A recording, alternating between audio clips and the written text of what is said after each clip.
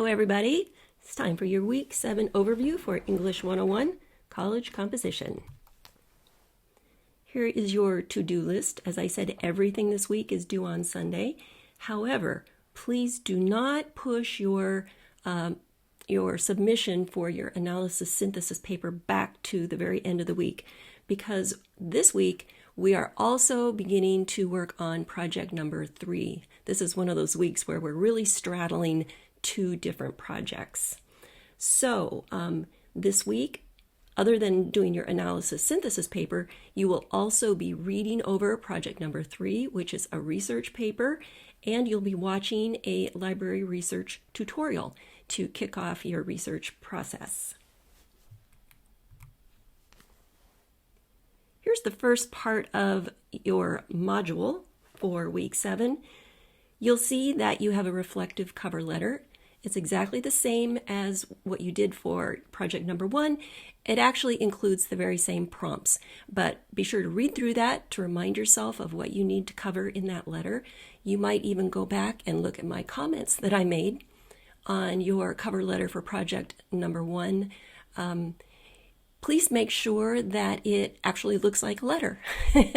This is just really good practice for all of the other cover letters and letters of transmittal that you will be writing throughout your life. So if you aren't sure what a formal, say, business letter looks like, just do a quick search online and look for those different parts and structure your letter like that.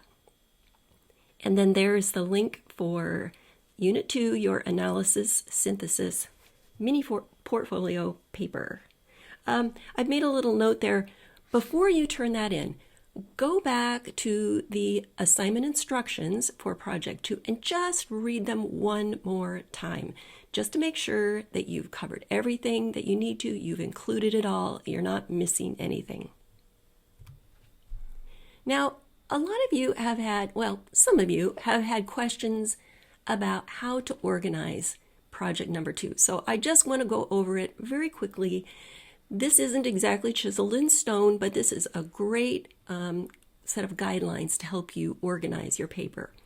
So you'll need an introduction, and your introduction can be 2-3 paragraphs long. It's not restricted to 1 paragraph. You do not need to use headings that say introduction or so on. We just know that when we start reading your paper, we expect to find some common information at the very beginning of it.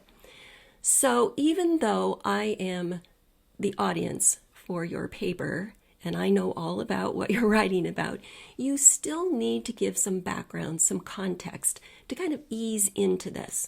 So start off with a broad overview of your topic. What are you writing about? And then narrow it down to the 2 or 3 subtopics that you decided to focus on, your areas of focus. And a lot of you have done a great job of distilling all of that material down to some very specific, detailed areas that you want to write about. You need to give readers some context so they understand maybe the importance of what you're talking about, to sort of just ground people. And statistics are very, very good for doing that. Statistics also begin to introduce the idea of ethos, your credibility as a writer. You can show your readers that you are using solid, credible evidence to support the argument that you are beginning to create. You can include your task, the fact that you are analyzing a variety of articles on this topic, and then bringing them together in conversation to see what common areas and conclusions they provide. And then there's your thesis statement. Typically, the thesis statement shows up, maybe toward the end of your introduction. That's always a good place to put it. And the thesis statement states unequivocally what is in your paper, what did you cover, what were the conclusions you came up with. One great way to figure out how to structure your paper is to look at other examples. And in your textbook, in Chapter 6, which I think you read last week, there's a good example. It's called Daniel's First Draft. It's located on page 166. So if you haven't already, take a look at that and see, this is sort of a case study about how you could put this assignment together. See how this student did it. The body of the paper should be organized by topic. Well, sometimes I say topic, subtopic, but those areas that you focused on, for example, mental health. One of you actually is looking at suicide rates, all of those different results or effects of student loan debt.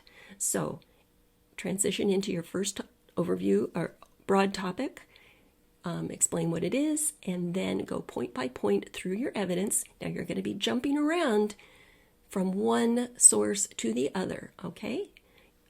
You're not doing paper 1, paper 2, paper 3, right? Topic 1, topic 2, topic 3. Don't forget your citations in your final version. So transition sentences are really important, and what they do is they really ease the reader from the previous topic into the next one. And just some key words that will help you do that. So, however, but conversely, to add to that argument, the researcher's name, so-and-so also agrees that, or so-and-so's research disagrees with that premise. And you can even say, in my personal experience, right? So if you want to include your personal experience, it doesn't really work just to say, yeah, I agree with that, or well, I don't think that's right, okay? If you want to insert your experience with student loan debt or borrowing, or maybe your parents or friends or whatever, that really adds to the ethos, right? That adds to your reliability as a writer. But to just say, yeah, I think that sounds right, there's no evidence behind that. That's just your opinion. So try to balance that. If you want to insert your personal ideas, be sure to back them up with something that shows that you have a reason for believing that. And then quickly, you need to have a conclusion. In the conclusion, these are some of the things that you can do. You can restate your thesis in slightly different words, summarize the main points of your paper and evidence. You can wrap your paper up with a call to action, something that you think should be done. And I know a lot of you have some very firm opinions on what, say, the government could do or universities could do to help mitigate the effects of student loan debt, maybe some potential solutions. Or you could even include what you have gained from this. How are you going to approach this subject perhaps differently as a result of doing this analysis and synthesis process? All right, there's project 2. Wrap that up, get that turned in. And then now we're moving to project 3, which is a research paper. In my experience, students really like this assignment. For one thing, you get to choose your topic completely. And that's what is going to happen this week. So here's the module. There is an overview of what you're going to do. This week's task is topic refinement. You're going to choose a topic and then you're going to narrow it down into a research question.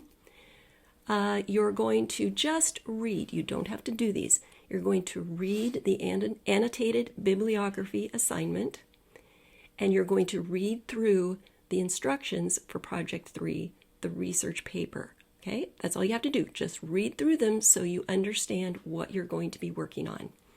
Please look over the MLA overview, Modern Language Association.